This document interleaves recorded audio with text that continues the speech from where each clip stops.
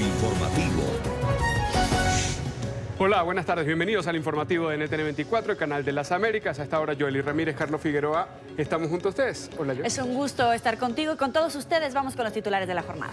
El presidente Donald Trump explicó este viernes contra quiénes están dirigidas las redadas del Servicio de Inmigración de Estados Unidos. Según el mandatario, personas con antecedentes criminales, integrantes de pandillas y algunos otros están bajo la mira. El republicano insistió en que los detenidos serán enviados con prontitud a sus países de origen.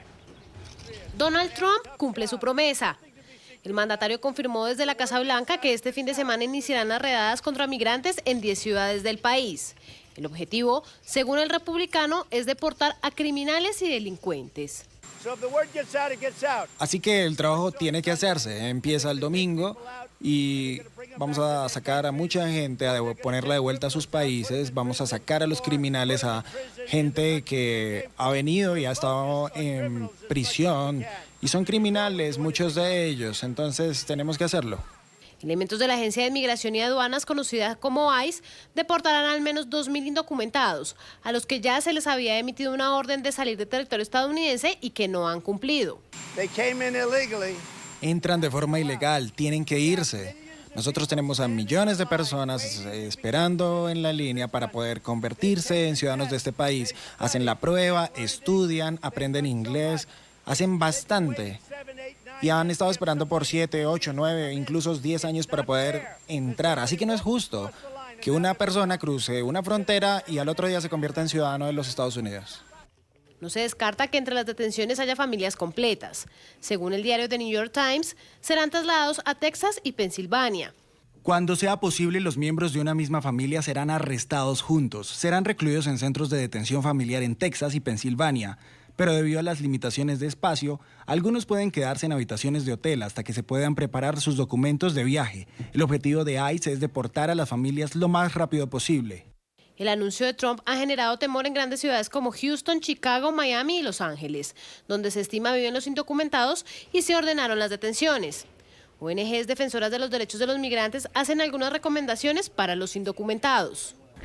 Las personas deben mantener la puerta cerrada. Ellos no tienen que abrir la puerta para nadie, a menos que el agente tenga una orden de cateo firmada por un juez con el nombre correcto de la persona, con el apellido, con la dirección correcta de la persona. Y si no hay nadie en esa casa que se llame así, ellos no tienen que hacer nada. Ellos no tienen que abrirle la puerta. Algunas de las principales capitales aplican lo que se conoce como ciudad de santuario, es decir, que su policía local no colabora en tareas de inmigración ni le pregunta a nadie sobre su estatus migratorio. En el caso de Los Ángeles, con la mayor comunidad de indocumentados del país, esta política tiene 4 décadas de antigüedad. Desde la campaña presidencial, el republicano prometió triplicar el número de agentes de ICE y expulsar del país a los 12 millones de indocumentados que se calcula que viven en la Unión Americana. Pese a que es su objetivo, el número de arrestos y expulsiones no ha aumentado significativamente respecto a la administración de Barack Obama. Miles de familias de inmigrantes en Estados Unidos sienten miedo a ser separadas ante las denuncias sobre el inicio de estas redadas. NTN 24 ha conocido la historia de una madre de 2 menores de edad. Como muchos, teme caer en manos de los agentes migratorios. Nos cuenta esta historia Alejandro Rincón desde Nueva York. Alejandro, adelante, buenas tardes.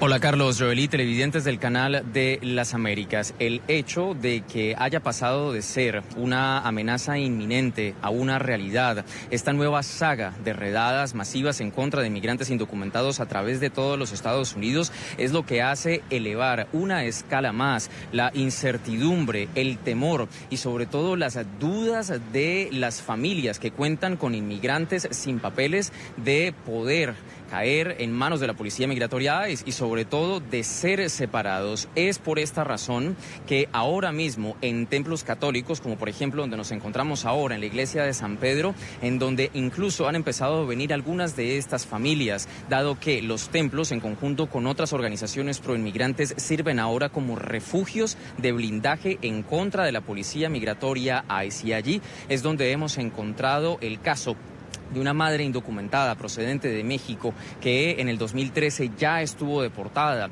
Gracias al trabajo de sus abogados y de las organizaciones pro inmigrantes pudo regresar a los Estados Unidos y hoy sigue siendo migrante indocumentada y está luchando por permanecer al lado de sus hijas.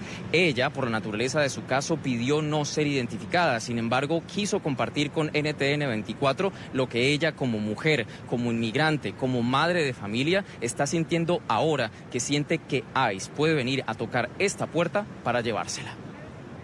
Y lo sentimos más por nuestras familias, nuestros hijos, que no tenemos como un plan de acción de decir vamos a exiliar a nuestros hijos.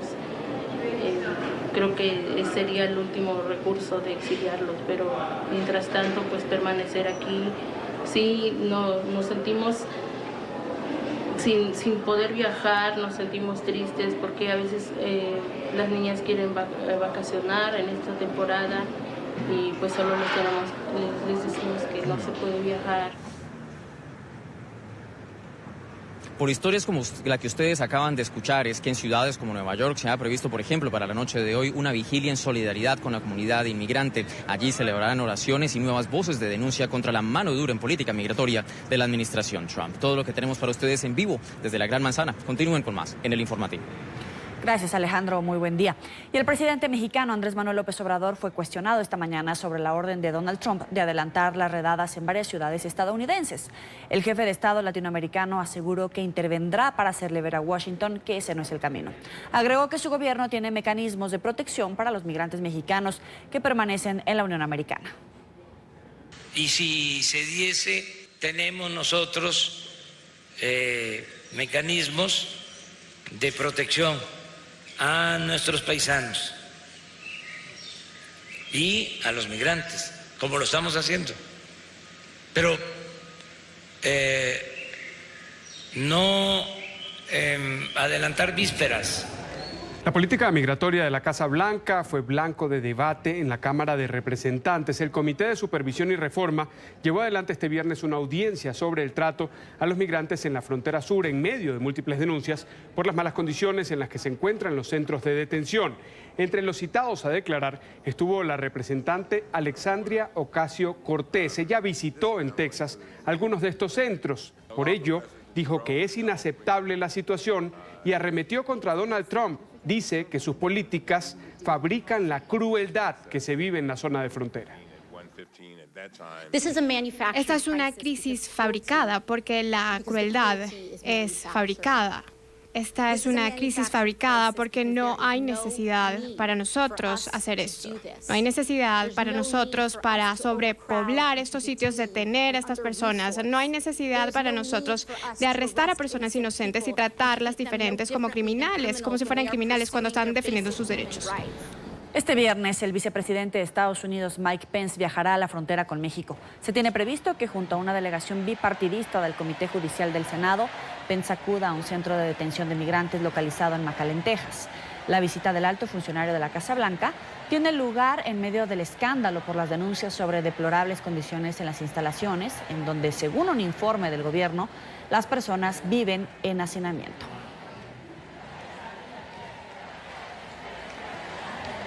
Una nueva baja en la administración de Donald Trump. El secretario del Trabajo, Alex Acosta, ha renunciado hoy a su cargo. La dimisión de quien también ocupó el cargo de fiscal en Florida ocurre en medio del escándalo del multimillonario Jeffrey Epstein, acusado de explotación a menores, y luego de conocerse que Acosta logró en 2008 un acuerdo que benefició a Epstein y le evitó un juicio federal por cargos de prostitución estatal. Sería egoísta de mi parte quedarme en este cargo y continuar hablando de un caso que ocurrió hace 12 años en vez de hablar de la economía maravillosa que tenemos en este momento. Así que presenté mi renuncia al presidente, la cual será efectiva en los próximos 7 días. De esta manera, el secretario de Trabajo de Estados Unidos, Alexander Acosta, presentó su renuncia tras 2 años en el cargo. Acosta, el único miembro hispano del gabinete de Donald Trump, dio a conocer su dimisión tras ser salpicado por el escándalo de Jeffrey Epstein, el multimillonario estadounidense imputado el pasado lunes por explotar sexualmente a decenas de menores de edad entre 2002 y 2005. El funcionario ocupaba el cargo de fiscal en 2008 cuando iniciaron las denuncias e investigaciones contra Epstein y es señalado de haberle ofrecido un trato judicial favorable que le evitó ser acusado penalmente y solo permaneció 13 meses en la cárcel. Acosta defendió su actuación de aquel entonces, argumentando que el acuerdo de culpabilidad que consiguió buscaba evitar que quedara libre si presionaban para llevarlo a juicio por cargos más graves. La meta aquí era muy clara.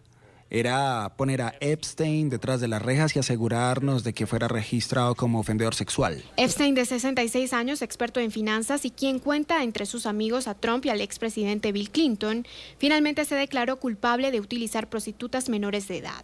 Ahora podría enfrentar 45 años en prisión. Donald Trump agradeció a Acosta sus servicios, aunque señaló que se había convertido en una distracción para la administración por las críticas que pesan en su contra. Él fue un gran secretario de trabajo, fue muy bueno. Él hizo un fantástico trabajo, es un amigo de todos en la administración y recibí una llamada suya esta mañana de Alex y creo simplemente que hizo un gran trabajo ayer, especialmente bajo tanta presión, y lo explicó. Tomó una decisión, quizás algunos están de acuerdo, otros no están felices con eso, pero tienen que darse cuenta de hecho. Líderes del Partido Demócrata habían pedido la renuncia de Alex Acosta o que fuera despedido por la gravedad de los señalamientos. Aumenta el temor de los residentes del estado de Luisiana en Estados Unidos por la inminente llegada de la tormenta tropical Barry. El fenómeno amenaza con una marejada ciclónica de 60 a 90 centímetros de lluvia en la desembocadura del río Mississippi. Barry podría tocar tierra este sábado, posiblemente ya convertido en huracán. Tendría vientos cercanos a los 120 kilómetros por hora. Una de las mayores preocupaciones de las autoridades tiene que ver con las zonas que ahora mismo permanecen inundadas tras las poderosas tormentas que han azotado el territorio en los últimos días. Entre tanto, cientos de residentes ya comenzaron a llenar sacos de arena para proteger sus propiedades de las inundaciones. Hace minutos, la alcaldesa de Nueva Orleans hizo un llamado de evacuación a quienes todavía no han salido de la zona. Así que las lluvias más fuertes van a tener lugar mañana. Una vez más, esto va a tener un gran impacto en nuestra ciudad, en Nueva Orleans y en todo el territorio en el estado a lo largo del río Mississippi. Es por eso que una vez más instamos a las personas y a los residentes a salir de allí tan pronto como sea posible. Continuamos en coordinación con las autoridades locales y también con nuestros compañeros del gobierno federal.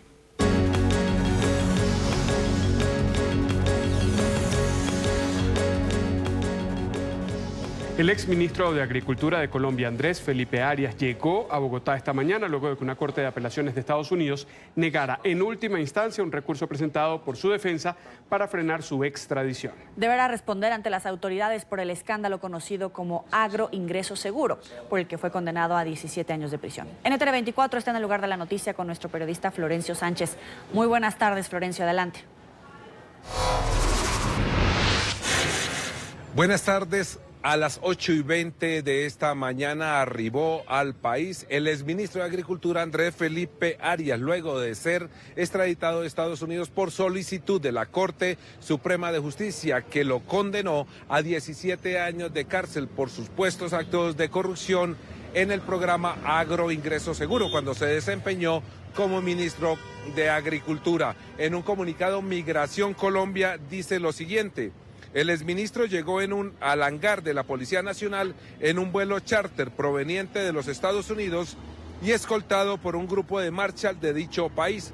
Hay que decir que en el 2014 el exministro Andrés Felipe Arias huyó de Colombia hacia Estados Unidos a pedir asilo político, días antes de que la Sala Penal de la Corte Suprema de Justicia lo condenara a 17 años de cárcel. Sin embargo, pues Estados Unidos le negó esa solicitud y tramitó una orden de extradición que lo pedía para que respondiera en Colombia por varios delitos. En estos momentos estamos en el cantón norte del Ejército, en el norte de la capital de la República, donde se espera que en las próximas horas sea trasladado el exministro de Agricultura Andrés Felipe Arias, luego de ser extraditado desde Estados Unidos. Sin embargo, pues ninguna autoridad ha dicho oficialmente dónde será su sitio de reclusión definitivo para purgar la pena de 17 años de cárcel.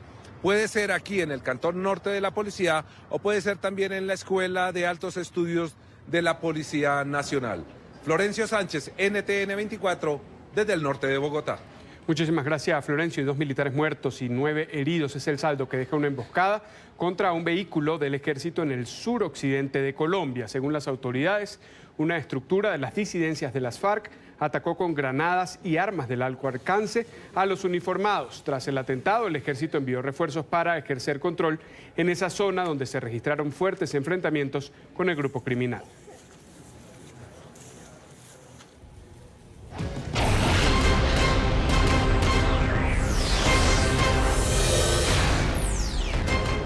El gobierno de Noruega, país mediador en los acercamientos entre representantes del régimen de Nicolás Maduro y el presidente interino Juan Guaidó, informó que tras las conversaciones en Barbados fue instalada una mesa de trabajo continua y expedita. Ambas partes van a realizar consultas para así avanzar en las conversaciones que buscan una salida a la crisis que vive Venezuela. NTN 24, en el lugar de la noticia, con Celia Mendoza, periodista de nuestra cadena aliada La Voz de América. Celia ha seguido de cerca estos acercamientos en Barbados, ha estado durante toda la semana conociendo información de primera mano. Celia, buena tarde, adelante. Muy buenas tardes, así es. Se sigue avanzando en lo que podría ser más importante durante estas negociaciones que ahora han llevado a una etapa de consultas. Esto de acuerdo a Stalin González, uno de los miembros negociadores del equipo de Juan Guaidó, que asegura que es importante avanzar en un acuerdo que sea beneficioso para los venezolanos y que pueda sacar al país de la crisis humanitaria en la que se encuentran. Por ahora se trabajan en 6 puntos, esto lo reveló Nicolás Maduro durante una locución televisada y radial en la que también invitó y se escuchó de primera mano al señor Héctor Rodríguez, quien es uno de los miembros del equipo de trabajo de Nicolás Maduro y que estuvo aquí en Barbados durante estos 3 días de negociaciones que llevaron después al documento emitido por Noruega. Él explicó que ellos avanzan en esta agenda que ha sido preestablecida y al mismo tiempo dijo que era un trabajo difícil, pero de alguna forma su sentimiento, revelándolo a los medios de comunicación, era que podía ser exitosa durante esta mesa continua que se ha establecido. ¿Cuáles son los puntos principales de acuerdo a la información que se conoce? Es llegar a unas elecciones en Venezuela presidenciales que sean verificables con un cambio del Consejo Nacional Electoral. Otra de las cosas que hemos escuchado después de que se cerrara esta jornada de trabajo, la tercera de las 3 que han tenido, indicaron que sería en qué tiempo se pudiera dar. Juan Guaidó y el gobierno interino está presionando para que se acelere el proceso y los acuerdos dentro de esta mesa de negociaciones, en el sentido de que buscan acciones concretas y compromisos reales por parte del gobierno en disputa de Nicolás Maduro. Esto en medio de las acusaciones de que están tratando de ganar tiempo. De la misma manera, el gobierno en disputa está buscando reducción de las sanciones y ese sería otro de los temas que se habrían trabajado durante esta semana aquí en Barbados y que hubieran creado fricción, además de haberse traído a colación el reporte de la alta comisionada de Derechos Humanos, Michelle Bachelet, el cual salió solo días antes de que se anunciara el inicio de esta mesa de negociaciones.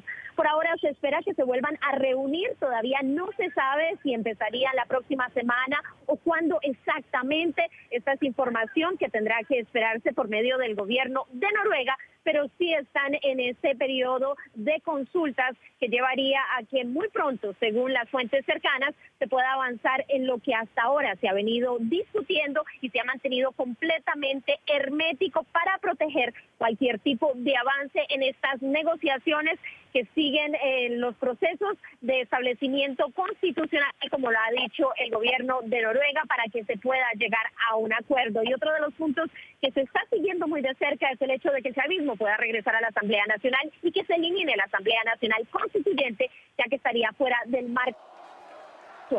Informó Celia Mendoza de La Voz de América desde la isla de Barbados para NTN 24 desde el lugar de la noticia. Gracias, Celia.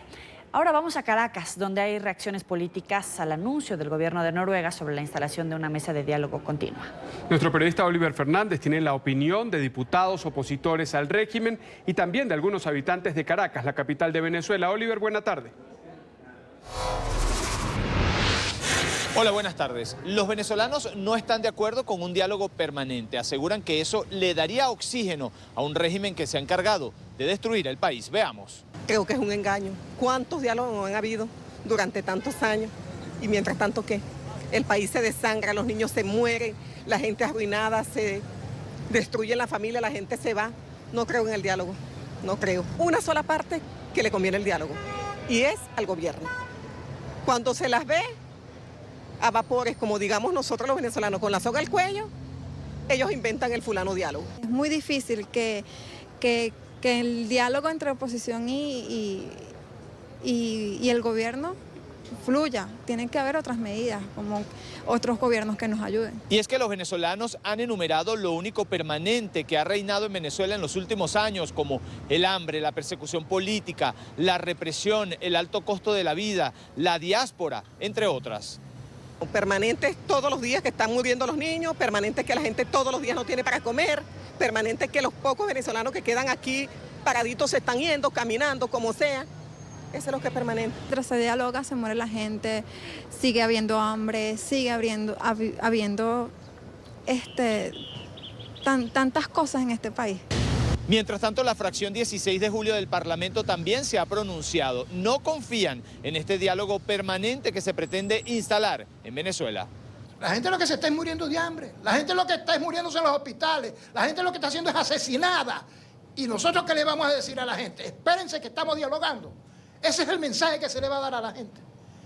Por Dios, de allí que con mucha firmeza nosotros le estamos solicitando a la conducción política del país a que asumamos lo que pide el pueblo, que es coherencia. No podemos nosotros ante esto decirle que hay un diálogo permanente cuando aquí lo que está es permanentemente muriéndose los venezolanos, permanentemente saliendo del país para sobrevivir y permanentemente el gobierno atropellando y reprimiendo cualquier opinión diferente a lo que ellos tienen. Los ciudadanos aseguran que ya son 5 diálogos y 5 engaños. Le piden a los partidos políticos de oposición y al presidente encargado de Venezuela, Juan Guaidó, a que aprendan a escuchar al pueblo. Es la información que manejamos desde Caracas. Continúen con más en nuestro Centro Internacional de Noticias. Gracias, Oliver. Y la Organización de Estados Americanos abordará hoy la crisis en Venezuela y la situación actual de los derechos humanos en la nación suramericana. El organismo discutirá los más recientes informes, incluido el entregado hace una semana por la alta comisionada para los derechos humanos, Michelle Bachelet, y en los que se referencia cómo el régimen de Nicolás Maduro está involucrado en abusos sistemáticos, ejecuciones extrajudiciales, torturas y desplazamiento forzado. Tras la reunión, el secretario general de la OEA, Luis Almagro, y el representante especial de Estados Unidos para Venezuela, Elliot Abrams, van a ofrecer una conferencia de prensa en la sede del organismo en Washington. En esta actividad también estará presente el funcionario designado por Juan Guaidó para la seguridad e inteligencia. Hablamos de Iván Simonovic. Que no calle, ni... El presidente de Estados Unidos recibirá en la Casa Blanca a su homólogo de Guatemala, Jimmy Morales. Ambos mandatarios se reunirán el próximo lunes para discutir sobre inmigración y seguridad. Fuentes gubernamentales de ambos países informaron que Morales podría firmar un acuerdo que declare a Guatemala como tercer país seguro para los solicitantes de asilo. La iniciativa es un esfuerzo de la administración Trump por frenar la migración en masa desde Centroamérica hacia territorio estadounidense. Y a consecuencia de haberse traído a colación el reporte de la alta comisionada de derechos humanos, Michelle Bachelet, el cual salió solo días antes de que se anunciara el inicio de esta mesa de negociaciones. Por ahora se espera que se vuelvan a reunir, todavía no se sabe si empezaría la próxima semana o cuándo exactamente. Esta es información que tendrá que esperarse por medio del gobierno de Noruega, pero sí están en ese periodo de consultas que llevaría a que muy pronto, según las fuentes cercanas, se pueda avanzar en lo que hasta ahora se ha venido discutiendo y se ha mantenido completamente hermético para proteger cualquier tipo de avance en estas negociaciones que siguen los procesos de establecimiento constitucional, como lo ha dicho el gobierno de Noruega, para que se pueda llegar a un acuerdo. Y otro de los puntos que se está siguiendo muy de cerca es el hecho de que el chavismo pueda regresar a la Asamblea Nacional y que se elimine la Asamblea Nacional Constituyente, ya que estaría fuera del marco. Informó Celia Mendoza de La Voz de América desde la isla de Barbados para NTN 24 desde el lugar de la noticia. Gracias, Celia. Ahora vamos a Caracas, donde hay reacciones políticas al anuncio del gobierno de Noruega sobre la instalación de una mesa de diálogo continua. Nuestro periodista Oliver Fernández tiene la opinión de diputados opositores al régimen y también de algunos habitantes de Caracas, la capital de Venezuela. Oliver, buena tarde.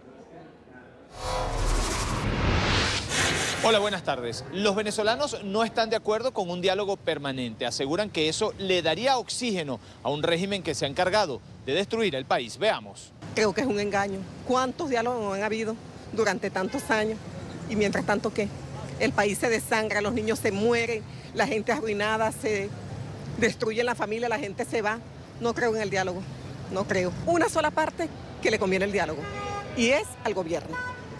Cuando se las ve a vapores, como digamos nosotros los venezolanos, con la soga al cuello, ellos inventan el fulano diálogo. Es muy difícil que el diálogo entre oposición y el gobierno fluya. Tienen que haber otras medidas, como otros gobiernos que nos ayuden. Y es que los venezolanos han enumerado lo único permanente que ha reinado en Venezuela en los últimos años, como el hambre, la persecución política, la represión, el alto costo de la vida, la diáspora, entre otras. Permanentes todos los días que están muriendo los niños, permanentes que la gente todos los días no tiene para comer, permanentes que los pocos venezolanos que quedan aquí paraditos se están yendo, caminando, como sea. Eso es lo que es permanente. Mientras se dialoga, se muere la gente, sigue habiendo hambre, sigue habiendo tantas cosas en este país. Mientras tanto, la fracción 16 de julio del Parlamento también se ha pronunciado. No confían en este diálogo permanente que se pretende instalar en Venezuela. La gente lo que se está es muriendo de hambre. La gente lo que está es muriéndose en los hospitales. La gente lo que está haciendo es asesinada. ¿Y nosotros qué le vamos a decir a la gente? Espérense que estamos dialogando. Ese es el mensaje que se le va a dar a la gente. Por Dios. De allí que con mucha firmeza nosotros le estamos solicitando a la conducción política del país a que asumamos lo que pide el pueblo, que es coherencia. No podemos nosotros ante esto decirle que hay un diálogo permanente cuando aquí lo que está es permanentemente muriéndose los venezolanos, permanentemente saliendo del país para sobrevivir y permanentemente el gobierno atropellando y reprimiendo cualquier opinión diferente a lo que ellos tienen. Los ciudadanos aseguran que ya son 5 diálogos y 5 engaños. Le piden a los partidos políticos de oposición y al presidente encargado de Venezuela, Juan Guaidó, a que aprendan a escuchar al pueblo. Es la información que manejamos desde Caracas. Continúen con más en nuestro Centro Internacional de Noticias. Gracias, Oliver. Y la Organización de Estados Americanos abordará hoy la crisis en Venezuela y la situación actual de los derechos humanos en la nación suramericana. El organismo discutirá los más recientes informes, incluido el entregado hace una semana por la alta comisionada para los derechos humanos, Michelle Bachelet, y en los que se referencia cómo el régimen de Nicolás Maduro está involucrado en abusos sistemáticos, ejecuciones extrajudiciales, torturas y desplazamiento forzado. Tras la reunión, el secretario general de la OEA, Luis Almagro, y el representante especial de Estados Unidos para Venezuela, Elliot Abrams, van a ofrecer una conferencia de prensa en la sede del organismo en Washington. En esta actividad también estará presente el funcionario designado por Juan Guaidó para la seguridad e inteligencia. Hablamos de Iván Simonovic. Que no calle, ni... El presidente de Estados Unidos recibirá en la Casa Blanca a su homólogo de Guatemala, Jimmy Morales. Ambos mandatarios se reunirán el próximo lunes para discutir sobre inmigración y seguridad. Fuentes gubernamentales de ambos países informaron que Morales podría firmar un acuerdo que declare a Guatemala como tercer país seguro para los solicitantes de asilo. La iniciativa es un esfuerzo de la administración Trump por frenar la migración en masa desde Centroamérica hacia territorio estadounidense. Emergencia durante un vuelo de Air Canada. Varias personas resultaron heridas por una fuerte turbulencia que se presentó cuando la aeronave viajaba de Vancouver, Canadá, a Sydney, en Australia. El incidente, que ocurrió a 10.973 metros de altura, obligó a que el piloto realizara un aterrizaje de emergencia en Honolulu. El Boeing 777-200 reportó la emergencia 2 horas después de sobrevolar Hawái. A bordo de la aeronave viajaban 269 pasajeros y 15 tripulantes. La aerolínea pagó el hospedaje de los pasajeros e informó que va a reanudar el vuelo en las próximas horas. Un incendio forestal mantiene en alerta a las autoridades de Hawái. Decenas de turistas y residentes fueron evacuados de la isla de Maui debido a la emergencia. Equipos de bomberos trabajan para extinguir las llamas. En las imágenes se aprecia una densa nube de humo que podría verse a kilómetros de distancia. Las autoridades estiman que cerca de 3.000 hectáreas han sido consumidas por el fuego. Por fortuna, no se han reportado heridos. Bolivia confirmó la muerte de una tercera persona a causa del llamado arenavirus. Se trata de un médico que había tratado a la segunda víctima hace menos de un mes. Las autoridades permanecen en alerta desde mayo, cuando se registró el primer fallecimiento. Según las primeras investigaciones, es un virus que se transmite a través de un roedor y produce síntomas como fiebre alta, dolores musculares y hemorragias internas. Respecto del tipo específico de arenavirus que está causando estos casos, las autoridades bolivianas y expertos de Estados Unidos están tomando las muestras. Aún no confirman de qué tipo se trata. El volcán Popocatépetl en México registró una explosión en las últimas horas. El coloso emitió una columna de vapor de agua y ceniza con una altura de 2.800 metros, de acuerdo al reporte del monitoreo realizado de manera permanente por el Centro Nacional de Prevención de Desastres. Las autoridades exhortaron a la población a no acercarse al volcán. Nueva pausa en esta emisión de noticias. Cuando regresemos vamos a hablar del 6º encierro de las fiestas de San Fermín en Pamplona, en España. Peligrosa, pero para algunos emocionante fue esta. En España se acerca la fecha para la sesión de investidura en la que el presidente en funciones, Pedro Sánchez, deberá pedir la confianza a la Cámara Baja para ser ratificado como jefe del Ejecutivo. Hasta ahora las negociaciones no han dado ningún resultado y se encuentra en un punto muerto, sobre todo por la insistencia del partido Podemos de Pablo Iglesias de pedir ministerios a cambio de ese apoyo a Sánchez. Nuestro periodista en Madrid tiene el reporte, Marcelo Moncayo. Marcelo, adelante. Hola, ¿qué tal? Saludos para ustedes desde Madrid, amigos televidentes. Este día, desde el Palacio de la Moncloa, el gobierno del presidente Pedro Sánchez volvió a criticar al partido Unidas Podemos por seguir exigiendo el nombramiento de ministros en un nuevo gobierno a cambio de su apoyo para la sesión de investidura de Pedro Sánchez. El gobierno socialista asegura que primero hay que llegar a acuerdos programáticos antes de pedir sillones. El gobierno en funciones del presidente Pedro Sánchez no da su brazo a torcer ante las exigencias del partido Unidas Podemos, dirigido por Pablo Iglesias, quien presiona a Sánchez para que le entregue varios ministerios a cambio de su apoyo en la sesión de investidura que se realizará el próximo 22 y 23 de julio. El Ejecutivo critica esta actitud, pues considera que primero hay que ponerse de acuerdo en aspectos programáticos antes de hablar de nombres para futuros cargos. ¿Desde qué perspectiva la izquierda, a lo largo de toda la historia de este país, ha empezado a una negociación empezando por los nombres que tienen que ocupar las sillas del Consejo de Ministros? No se ha visto nunca. El gobierno asegura que no desea unas nuevas elecciones, pese a que esa posibilidad cada vez está más cerca. Por eso intentará nuevamente la próxima semana convencer a Pablo Iglesias para que ceda en sus exigencias. Sánchez se resiste a que figuras prominentes de Unidas Podemos sean parte del gobierno por temor a futuras discrepancias en temas como Cataluña o presupuestos. Pero hay otras políticas en las que, obviamente, hay diferencias, porque somos dos partidos políticos diferentes. Y cuando hablamos de el impulso a un nuevo gobierno, no solo hablamos de la investidura, hablamos de la gobernabilidad. De su parte, el partido Unidas Podemos se prepara para consultar a sus bases la próxima semana el acuerdo que debería alcanzar con Pedro Sánchez. Lo dicho, amigos televidentes, lo cierto es que hasta este momento la posibilidad de nuevas elecciones está cada vez más cerca. Este es el informe Marcelo Moncayo, NTN 24, Madrid. Y en Pamplona se vive el 6º día de encierros de San Fermín. Esta fue la corrida más emocionante, según los expertos, desde el inicio de la festividad. Momentos de tensión y carreras de mucho mérito tuvieron lugar durante la corrida, que tuvo una duración de 2 minutos y 18 segundos. Fueron 6 toros los protagonistas de la jornada, en la que una persona resultó corneada y 4 más presentaron contusiones leves. Así finalizamos este informativo en NTN24, el canal de las Américas. Agradecemos como siempre su atención y compañía. Para estar informados en Twitter, @NTN24 y en la web ntn24.com. Feliz tarde.